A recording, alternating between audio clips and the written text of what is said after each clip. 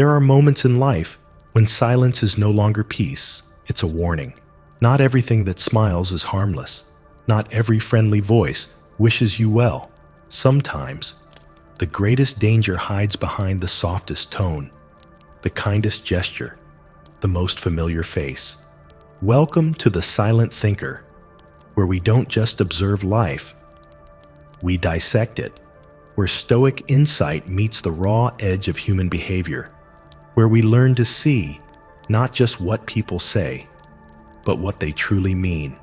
This is a place for those who refuse to be blind in a world that rewards ignorance, a refuge for minds who crave clarity, composure, and truth. What you're about to hear is not entertainment, it's armor. This video is packed with vital insights lessons that could change the way you navigate every relationship around you. I urge you watch until the end. Every piece matters.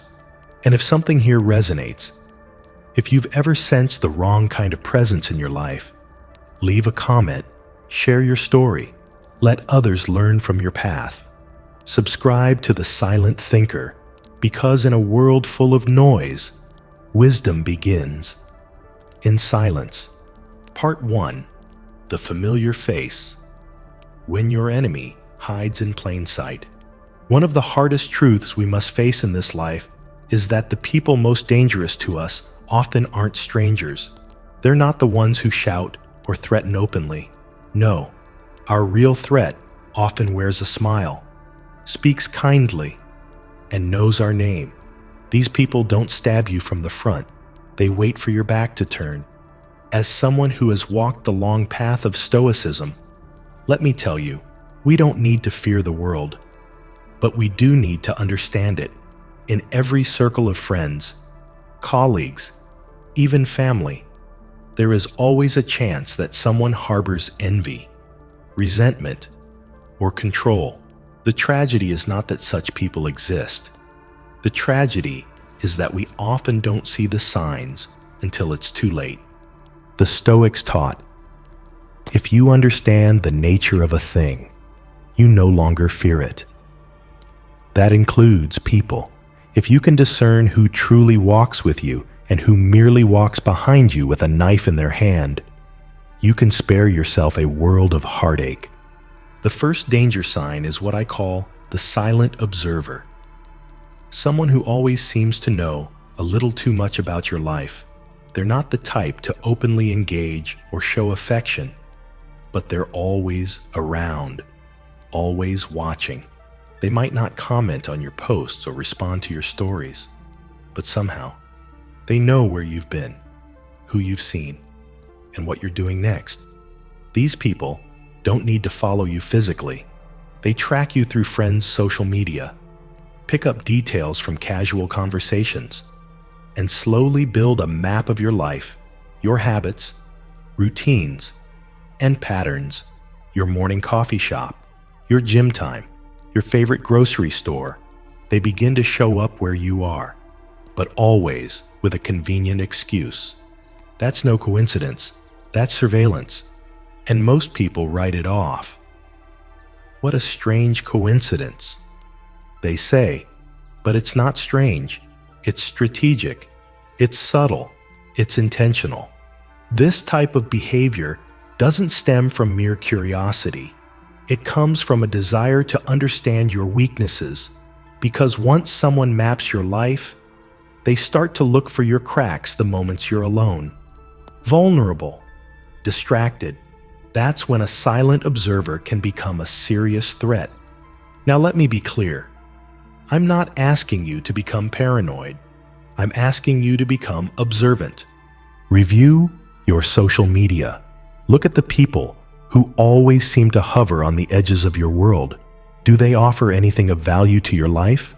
Or are they just collecting data? The Stoics didn't advocate isolation. They advocated wisdom. Epictetus said, when you open the door to your heart, keep your hand on the handle. Be kind, be generous, but don't be naive. Trust your gut. If someone's presence feels off, It usually is. Don't ignore that signal. It's the echo of thousands of years of evolution telling you something here isn't right. And so, I say this not with fear, but with care. The most dangerous people are often the ones who don't show their cards.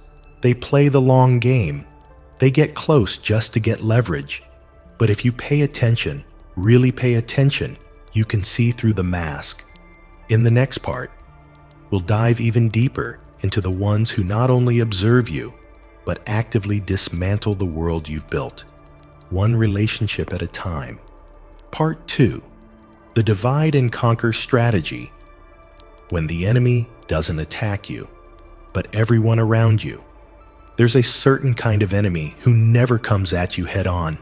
They won't argue, won't threaten, won't confront you. No, they're much more patient, much more dangerous, because instead of attacking you, they go after everything and everyone that holds you up, your relationships, your reputation, your support system, and they do it so quietly that by the time you realize what's happening, you're already standing alone. In Stoicism, we understand that a person is only as strong as their inner virtue, but even the strongest soul can stumble when isolated. The ancients knew that strength doesn't come from solitude alone, it also comes from being part of a trusted community. And when someone wants to break you, the first thing they do is cut you off from that community. I call this the divide and conquer strategy. It's psychological warfare. The enemy doesn't need to destroy you directly. They just need to make others doubt you. Little by little, a whispered rumor here, a sideways comment there, nothing big enough to confront, but just enough to plant seeds of suspicion. You see, the real damage isn't done by the lie itself. It's done by the space it creates. Suddenly, your friends start to withdraw. Your colleagues grow cold. You begin to question who's really with you. And worst of all, you begin to question yourself. Let me tell you about a woman named Sarah. She was respected at work, known for her dedication and kindness, a new hire, charming, polite, seemingly harmless, started showing subtle signs of competitiveness. He didn't argue. He didn't complain. He just started making quiet suggestions to others. I wonder if Sarah's under too much stress lately. Did you hear what she said in that meeting? It sounded off. Nothing concrete. Nothing you could call him out on. But over time, Sarah's image began to change. Not because she changed, but because the perception of her changed. And perception, as the Stoics knew, is a powerful thing. It can shape reality faster than truth can catch up. We must never underestimate the slow poison of whispers. The Stoics teach us not to be defined by the opinions of others, but they also teach us to protect what is just and to defend our name when necessary. Marcus Aurelius wrote, "If it is not right, do not do it. If it is not true, do not say it." But what do you do when someone else violates that principle in your name? First, you document, save texts, keep emails. If someone is subtly trying to turn others against you, don't rely on memory, rely on evidence. Second, you anchor yourself to people who truly know you. A Stoic life doesn't mean walking alone, it means walking with those who share your values. Invest in people who've seen you through hard times, who won't be so easily swayed by gossip. And third, resist the urge to respond in kind. When someone tries to isolate you through deception, the worst thing you can do is become bitter. That only feeds their narrative. Instead, hold your ground, stay steady, let your consistency be your answer. If someone's strategy is to divide and isolate you, it's because they fear your strength, and that should tell you something. People who build don't need to destroy, but those who destroy often envy what they cannot build. In the next part, we'll look at perhaps the most deceptive kind of enemy, the one who doesn't attack from the outside, but enters your life wearing the face of a friend. Part 3. The Friendly Mask. When the enemy pretends to be your closest ally. Of all the forms betrayal can take, none cuts deeper than the kind that wears a smile. The false friend, the confidant turned predator, not because they shout or strike, but because they sat beside you, listened to you, laughed with you, and remembered every word you said for the wrong reasons.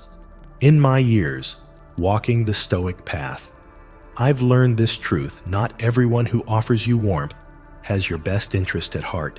Some come close only to get within striking distance. You see, a true enemy doesn't always knock on your door wearing armor. Sometimes they bring you coffee, offer you comfort, and ask about your fears, not out of love, but out of calculation. This is the person who slowly earns your trust. They're always around when you're down. They lend an ear when others turn away, and in return, you begin to open up. You reveal your regrets, your past wounds, your insecurities, because you believe you found someone safe. But what you don't realize is that they're not holding your secrets. They're storing ammunition. Let me share a story. A young man named James once told me about a colleague, let's call him Mark, who quickly became a friend. They met during a stressful project, and Mark seemed like a godsend, supportive, funny, always checking in. Over time, James told him everything: his issues with management, his struggles with finances, even his breakup. Then came the fallout. Just when James thought a promotion was coming, upper management pulled the offer. Rumors had spread distorted versions of things James had confided to Mark. Somehow, his private doubts had made their way to the wrong ears, twisted just enough to cause damage. Mark, of course, played innocent. This is the power of a false friend. They know where you're vulnerable, and they know how to make it look like you destroyed yourself. The Stoics taught that trust is sacred. Epictetus warned us, be slow to trust and cautious in speech, because what you say can be used to enslave you. That doesn't mean we must become paranoid, but it means we must be wise. So, how do you recognize this kind of person? First, notice the imbalance. They want to know everything about you, but they reveal little of themselves. That's not intimacy. That's information gathering. Second, observe how they respond to your success. A real friend celebrates with you.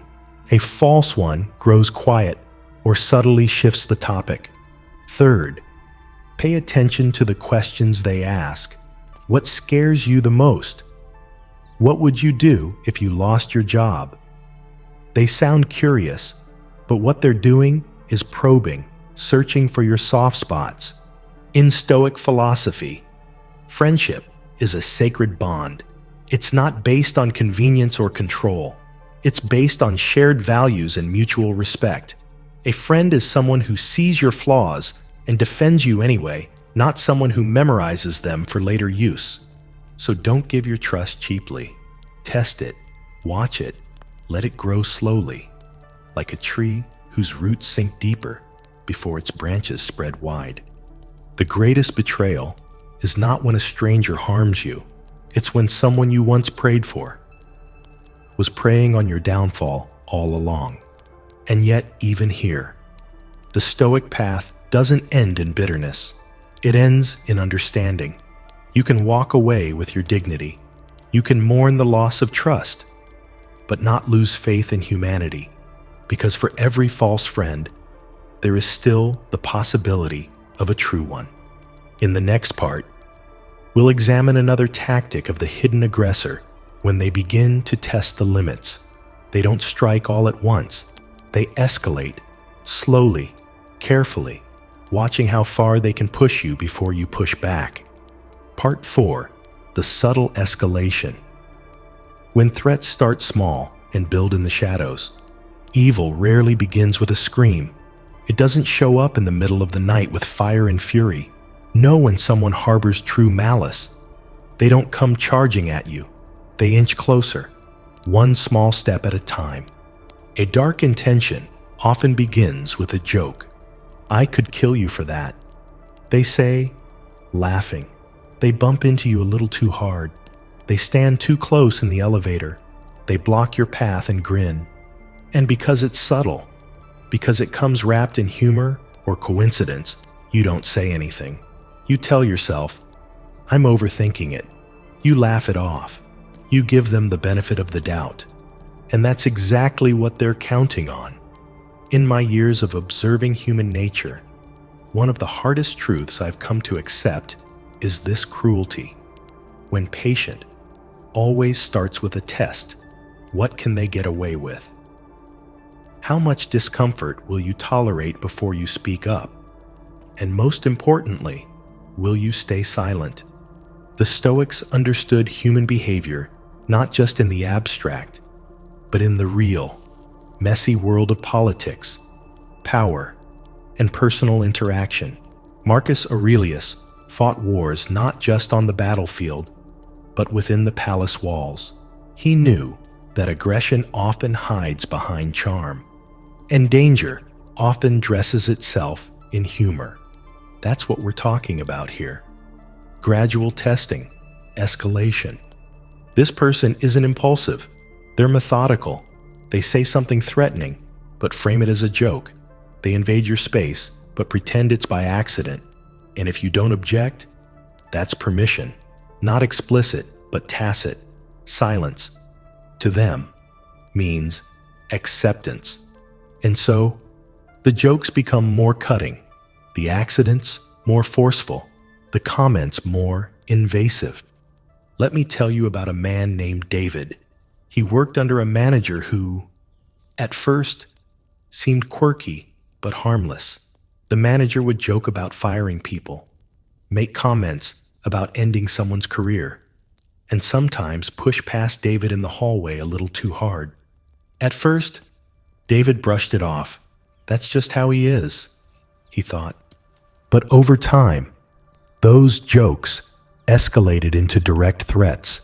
The shoulder bumps became aggressive shoves. Private meetings turned into shouting matches. And when David finally reported him, people said, "Why didn't you say something sooner?" Because like many of us, David had been conditioned to doubt his instincts. The Stoic mindset teaches us to examine our impressions.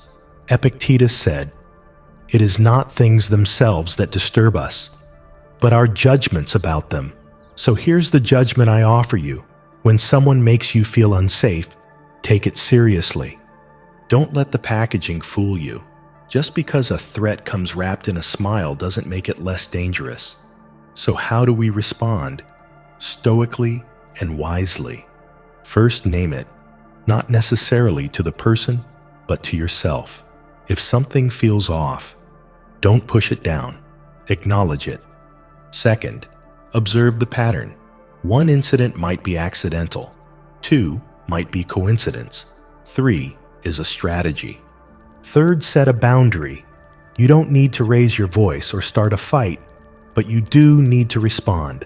Say, "That's not funny to me," or "Please don't do that again." Your firmness will say more than volume ever could. The person testing you is waiting to see if you'll push back. If you don't, they'll keep pushing until one day it's no longer a joke and no longer a game. Stoicism is not passive. It's not about tolerating disrespect or letting harm slide in the name of peace. It's about strength with clarity, discipline with courage, stillness with spine. You have a right to protect your space, your safety, your dignity. And remember this, a joke that makes you feel unsafe was never meant to be funny. In the final part, we'll explore the most dangerous player of all, the one who doesn't need jokes, or stares, or even proximity. This one plays the long game, hiding in plain sight, sometimes for years, patient, cold, calculated. The predator who waits. Part 5. The patient predator. When time becomes their most dangerous weapon. Not all threats move quickly. Some are slow, cold, methodical. They don't shout, and they don't strike, not yet, because they know something that many never realize. Time can be the deadliest weapon of all. Throughout history, the Stoics observed that some of the most dangerous individuals were not those who acted impulsively, but those who planned, who waited, who studied. These are not enemies, fueled by rage, but by purpose, by calculation. They're not in a hurry, because they don't need to be. They've already begun. This is the patient predator, the person who plays the long game, and if you're not watching carefully, you may never realize what they're doing until it's far too late. This person doesn't need to control you today. They're fine, just earning your trust, asking innocent questions. Are you traveling next month? What's your plan after this job? Thinking of moving. These aren't just conversations. They're recon missions. They're mapping your future so they can time their actions when you're most exposed. What makes them so dangerous is that everything looks normal on the surface. They're the polite coworker, the reliable neighbor, the friend who never makes a scene. But behind that composed demeanor is someone waiting for a crack in the foundation. Let me share a story. A woman I once counseled, let's call her Karen, had a longtime friend named Rachel. They weren't extremely close, but Rachel was always around, always helpful. She asked a lot about Karen's plans, her career moves, her finances, even her dating life. Karen thought nothing of it. She assumed Rachel was just curious. Then, during a turbulent time in Karen's life, when she changed jobs, relocated, and went through a breakup, things unraveled. Her private emails were leaked. A competitor at her new job suddenly knew intimate details about her old projects, and someone began spreading rumors that made her seem unstable. The source, Rachel. Not out of some impulsive betrayal, but out of a plan that had been quietly building for years. Rachel didn't want to hurt Karen quickly. She wanted to destroy her completely at the most vulnerable moment. Now, the Stoic mind doesn't dwell in suspicion. We don't live in fear, but we do live in awareness. Seneca taught, to be unguarded is not noble, it is careless. So we learn, we watch, and we prepare. So how do we spot the patient predator? First, watch who's overly interested in your future, but has no real involvement in your present. They don't ask how you are, they ask where you'll be.